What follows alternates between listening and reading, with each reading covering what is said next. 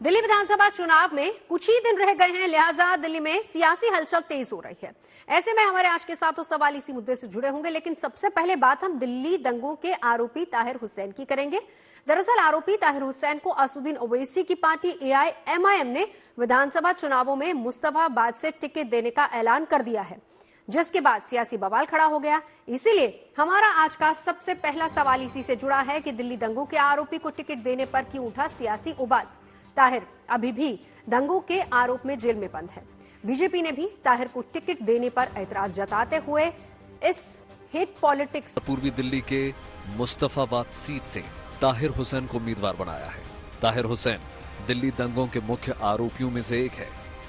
ओवैसी ने आज social media पर पोस्ट करके इसकी जानकारी दी और कहा कि ताहिर हुसैन के परिवार वालों ने उनसे आज मुलाकात की और उनकी पार्टी में शामिल हुए कि उन्होंने इस हक और इंसाफ की लड़ाई में हमें अपने साथ शामिल करा और हमें बाकी पार्टियों की तरह धोखा ना देकर अपने साथ शामिल करके हमारे साथ इसमें वो खड़े रहे और उन्होंने हमें यहाँ मुस्तफाबाद विधानसभा से मेरे वालिद साहब को टिकट देकर उम्मीदवार घोषित करा है, तो उसके लिए भी मैं बहुत शुक्रगुजार हूँ। 2020 में दिल्ली में चुनाव के चंद दिनों के बाद नॉर्थ ईस्ट दिल्ली में हुए दंगों के ताहिर हुसैन का नाम सामने निकलकर आया था। इस समय आम आदमी पार्टी के पार्षद रहे ताहिर हुसैन पर दंगों की साजिश रचने और दंगों को भड़काने का आरोप लगा था। इन दंगों के आरोप में ताहिर हुसैन अभी भी जेल में बंद हैं। कई लोगों पे आरोप जो है लगते हैं और वो सदन में भी हैं।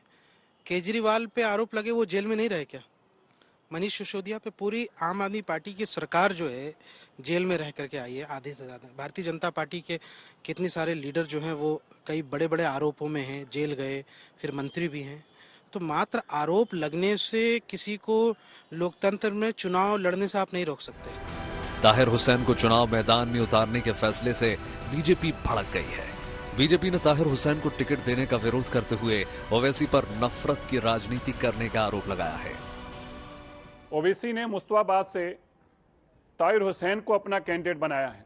ये वही ताहिर हुसैन है जिसने जमुना पार में दंगे किए, बेकसूर लोगों को मारा, हिंदुओं के घरों को जलाया और आईबी के अफसर अंकित शर्मा का कत्ल किया। और हम ये सोच रहे हैं कि इस व्यक्ति को वोट कौन देगा। अगर ताहिर हुसैन को कोई भी वोट देता है तो सीधे सीधे वो उस दंगे को सपोर्ट करता है, अंकित की हत्या को सपोर्ट करता है, वो जो 53 लोग मारे गए उनकी हत्या को सपोर्ट करता है। ताहिर को टिकट दिए जाने पर भले ही सवाल खड़े हो रहे हों, लेकिन इसे ओवैसी की पार्टी का एक बड़ा रणनीतिक फैसला करार दिया जा रहा है।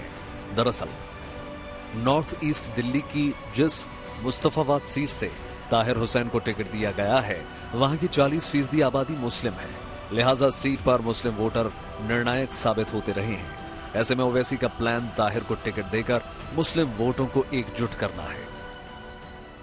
मुस्लिम वोटों को इकट्ठा करना दिल्ली में, ये आम आदमी पार्टी और ओवैसी का फिक्स गेम है। वो उनकी बी टीम की तरह आए हैं। जो काम पिछली बार ताहिर हुसैन आम आदमी पार्टी का काउंसलर था, संजय सिंह से लगातार बात कर रहा था, वो वीडियो है, संजय सिंह का बयान है दंगे के दिन। दरअसल इस चुनाव में ओवैसी की पार्टी दिल्ली में मजबूती और पूरी प्लानिंग के साथ चुनावी मैदान में उतरने की तैयारी कर रही है और केवल मुस्तफाबाद सीट से ही नहीं बल्कि दिल्ली के 1 दर्जन सीटों पर अपने उम्मीदवार उतार सकती है।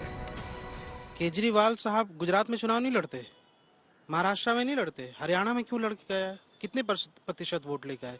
तो आप तो पूरे देश में जाके चुनाव लड़ते हैं और एमआईएम को कहते हैं ये चुनाव नहीं लड़ सकते। ये जो दोहरा रवैया है ये ठीक नहीं है। ओवैसी का प्लान मुस्लिम वोटों पर नजर गड़ाए बैठे आम आदमी पार्टी और कांग्रेस दोनों का खेल बिगाड़ने का है और ताहिर हुसैन को टिकट देकर उन्होंने इसकी शुरुआत कर दी है। Kumar Kunal, Delhi, good news today.